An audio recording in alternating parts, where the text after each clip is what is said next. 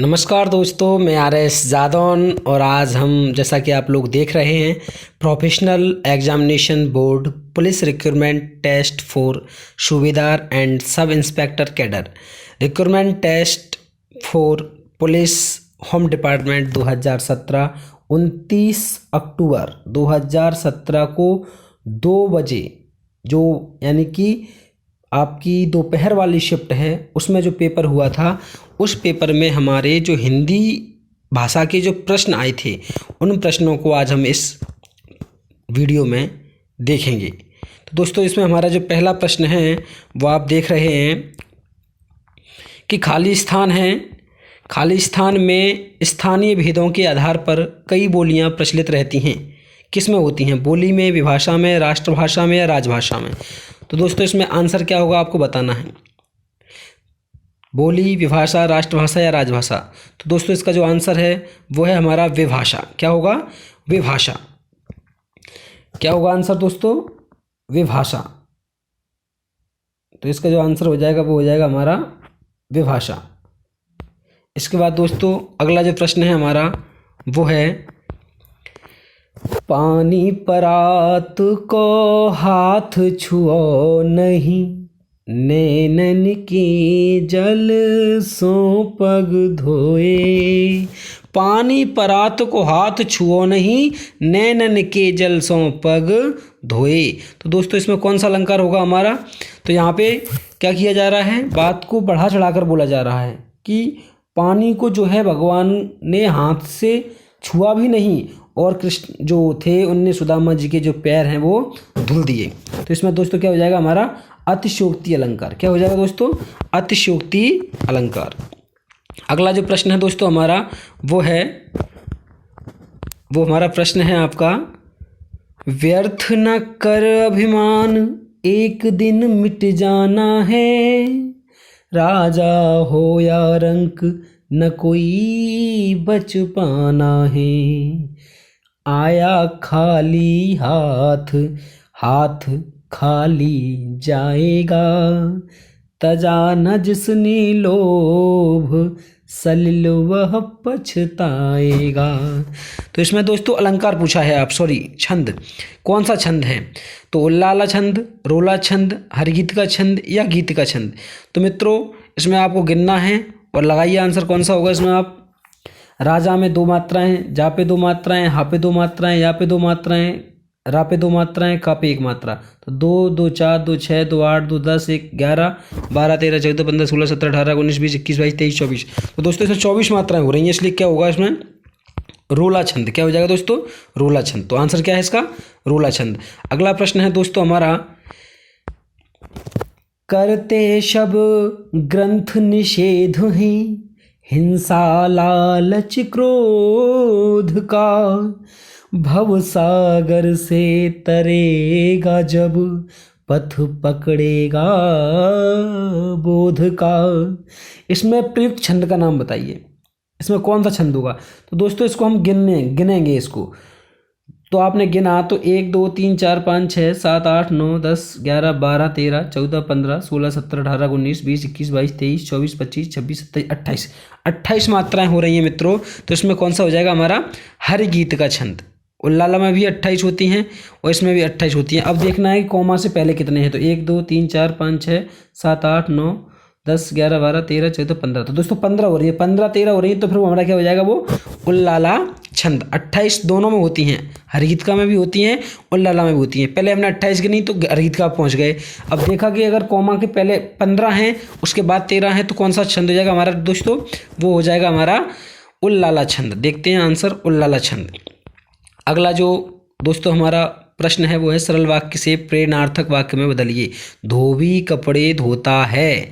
अब पता है आपको प्रेरणार्थक वाक्य में बदलना है। तो प्रेरणार्थक क्रिया क्या होती है मित्रों? जिसमें कर्ता खुद काम न करे, किसी से करवाए। अर्थात क्या है? वह धोबी से कपड़े धुलवाता है। क्या हो जाएगा? वह धोबी से कपड़े धुलवाता है। दोस्तों अगला जो हमारा प्रश्न है वो है, अपर और अपार का अर्थ है। अपर यानी क्या होता है और अपार का मतलब क्या होता है। तो अपर माने आप जानते हो क्या होता है, अगर ये नहीं आता तो अपार का अर्थ जानते होगे आप। अपार माने जानते हैं अत्यधिक होता है। अपर माने कौन सा होता है, तो अपर माने आपका दूसरा क्या होता है दोस्तों, दूसरा। तो दूसरा और अत्यधिक। अगला प्रश्न है दोस्तों हमारा, मुक्तक शब्द का अर्थ है, क्या है दोस्तों, मुक्तक शब्द का अर्थ है।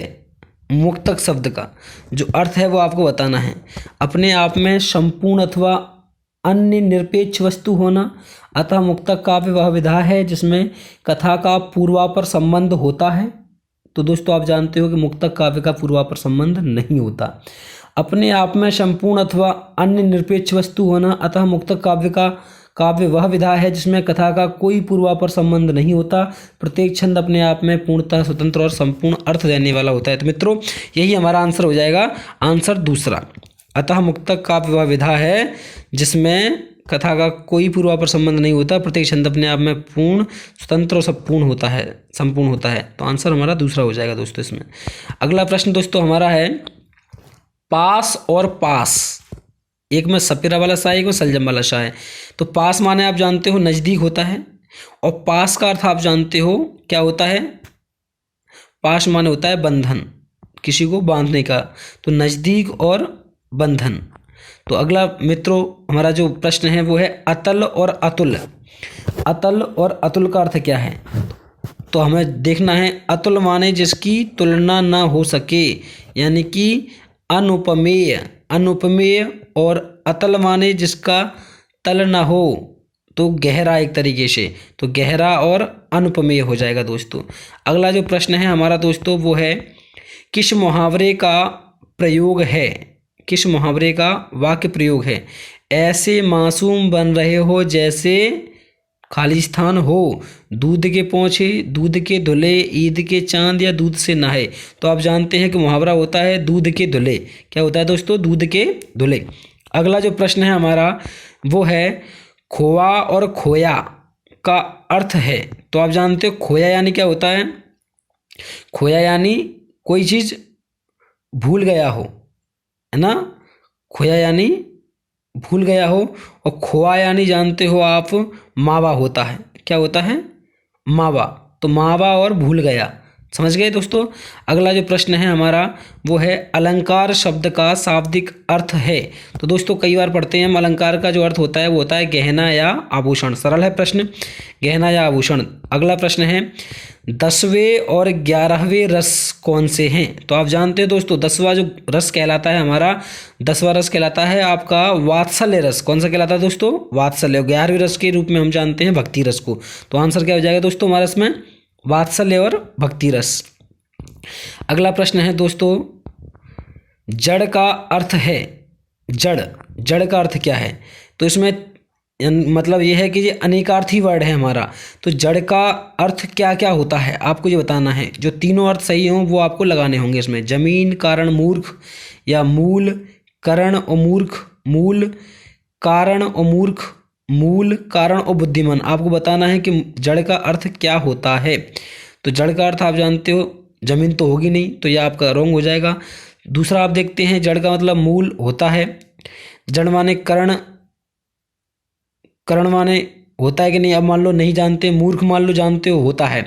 फिर तीसरा देखते हैं, तो मूल होता है, कारण नहीं जानते, मूर्ख होता है, इसका मूल होता है, मूल भी होता है।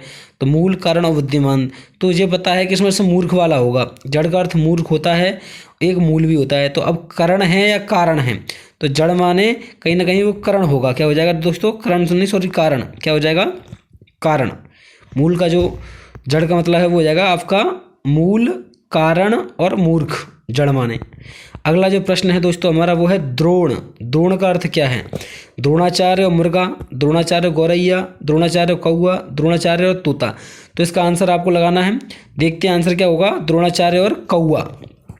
क्या होगा द्रोण का अर्थ, द्रोणाचार्य और कौआ। अगला है, जंगल का पर्यायवाची शब्द है। जंगल का पर्यायवाची क्या है दोस्तों, तामरस, इंदिवर, कानन या उत्पल। तो आपने पंक्ति सुनी होगी कानन के ऊपर, पिता दीन मोहि कानन राजू। तो राम जब वनवास को जान रहे होते हैं तो उस वक्त ये पंक्ति होती है, पिता दीन मोए कानन राजू। तो कानन माने जंगल, तो कानन इसका हो जाएगा। अगला है दोस्तों, चमक उठी सन 57 में, वह तलवार पुरानी थी, बुंदेले हर बोलों के मुख हमने सुनी कहानी थी, खूब लड़ी मर्दानी वह तो झांसी वाली रानी थी। इसमें आपको दोस्तों बताना है कि इसमें आपका रस पूछा गया है कि इसमें हमारा रस जो है वो कौन सा होगा। तो बीभत्स, वीर रस या रौद्र रस या करुण रस, सब जानते हैं इसमें वीर रस होगा। क्या होगा? वीर रस। अगला है दोस्तों, गांव गांव किस प्रकार के शब्द युग्म से बने हैं? गांव गांव मतलब किस प्रकार के शब्द हैं? पुनरुक्त शब्द युग्म है, या निरर्थक और निरर्थक शब्द है, या सार्थक और निरर्थक है, या पर्याय युग्म शब्द है। तो आप जानते हो पर्यायवाची तो है नहीं, सार्थक हो एक निरर्थक है नहीं, दोनों सार्थक हैं। निरर्थक और निरर्थक वो दोनों है नहीं, तो क्या होगा? दोनों पुनरुक्त शब्द हैं, यानी उनकी पुनरुक्ति हुई है, अर्थात ऑप्शन नंबर 1 हमारा सही हो जाएगा दोस्तों। अगला प्रश्न है, घर का शेर मुहावरे का क्या अर्थ है? घर का शेर यानी घर पर पला हुआ शेर, घर पर बाल दिखाना, घर पर बल दिखाना, घर पर बल दिखना, यानी घर पर बल दिखाना। क्या हो जाएगा आंसर दोस्तों? घर पर बल दिखाना। आंसर आपका तीसरा नंबर का आंसर हो जाएगा, घर पर बल दिखाना। चौथे में आंसर में दिखना लिखा हुआ है। ठीक दोस्तों। अगला जो प्रश्न है वो है हमारा, अनेक का विलोम होगा। अनेक सैकड़ों, कम, एक या नेक। तो दोस्तों जानते हो एक का अनेक क्या होता है दोस्तों? एक का अनेक। अगला जो प्रश्न है दोस्तों हमारा वो है पल्लवन। पल्लवन का अर्थ है गिरना, विस्तारण, पत्ते आना या पत्ते गिरना। तो आप जानते हो पल्लवन का मतलब होता है विस्तारण, यानी विस्तार करना। अगला प्रश्न है दोस्तों हमारा, वह तो एकलव्य है, गुरु के लिए कुछ भी कर सकता है। इस वाक्य को व्यक्तिवाचक संज्ञा में बदलिए। एकलव्य गुरुजनों के लिए कुछ भी कर सकता है। एकलव्य गुरु के लिए कुछ भी कर सकता था। वह तो एकलव्य है, गुरु के लिए कुछ भी कर सकता है। यह तो एकलव्य है, गुरु के लिए कुछ भी कर सकता है। इसको व्यक्तिवाचक संज्ञा में दोस्तों बदलना है। तो आंसर हमारा क्या हो जाएगा? एकलव्य गुरु के लिए कुछ भी कर सकता है। ठीक है दोस्तों, एकलव्य की बात हो रही है केवल अकेले ही। अगला है, गिरिधर का सामासिक विग्रह क्या होगा? तो आप जानते हो बंसी को धारण करने वाले, मुरली को धारण करने वाले, गिरि को धारण करने वाले। गिरधर आप जानते हो सामासिक जो पद होता है उसमें जो पद लिया गया है गिरि, तो गिरि जो आएगा वो ज़्यादा सही होगा। तो गिरि को धारण करने वाला है जो अर्थात कृष्ण। ये आपका आंसर हो जाएगा, आंसर नंबर 3। अगला है दोस्तों, अपना पराया का सामासिक विग्रह क्या होगा? अपना पराया का सामासिक विग्रह क्या होगा? अपना और पराया, अपना पराया, अपना ही पराया, अपना अथवा पराया। तो दोस्तों इसमें क्या हो जाएगा? अपना या पराया। तो अपना अथवा या और क्या आएगा दोस्तों? अपना और पराया। ठीक। अगला प्रश्न है दोस्तों हमारा, स्त्री पुरुष किस प्रकार के शब्द युग्म से बने हैं? मतलब इसमें स्त्री और पुरुष जो है वो पुनरुक्ति हुई है शब्द की, या दोनों एक दूसरे के विपरीत हैं, या दोनों सार्थक वर्ड हैं, या दोनों एक सार्थक एक निरर्थक है। तो इसमें आप दोस्तों जानते हो कि स्त्री और पुरुष एक दूसरे के क्या हैं? वो विपरीत शब्द हैं। तो विपरीतार्थक शब्द युग्म से बना हुआ पद है जी।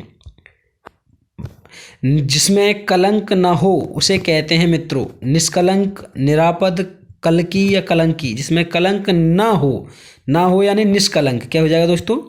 निष्कलंक। अगला जो प्रश्न है दोस्तों हमारा वो है, अंकित मूल्य पारिभाषिक शब्द किस क्षेत्र में बोला जाता है?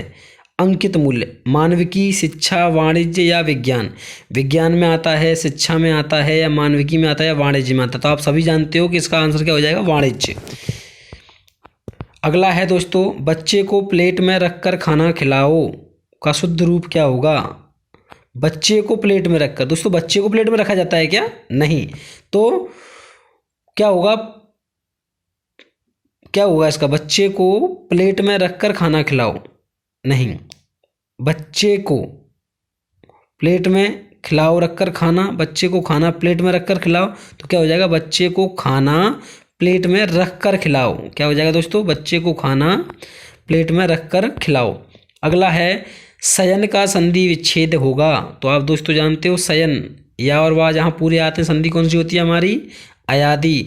तो सा पे क्या हो जाएगा, छोटा है सा तो एक ही मात्रा से, आ में यहाँ पे कुछ नहीं है तो आ जाएगा, तो से प्लस अन क्या हो जाएगा दोस्तों, से प्लस अन। तो पहला आंसर हमारा जो है सही हो जाएगा।